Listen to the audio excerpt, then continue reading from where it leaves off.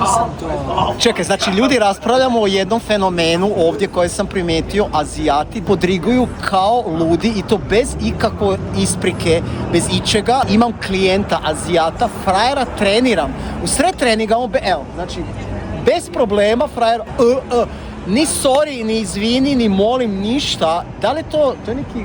To je dio kulture, znači kod njih je normalno dok tipa jedu, da svi podriguju. To je nevjerovatno, danas ljudi nešto snimam po gradu. Vidim, stanem tu Palace of Fine Art, to je dio gdje je ono jako lijepo u San Francisco i tu se uvijek slikaju ono mladenci i to, fotografije, videi i danas vidim Mladenka, oko nje je cijela svita fotografa Diveruša, kad ga je Mladenka okinula, evo, Mazar, ti si beba.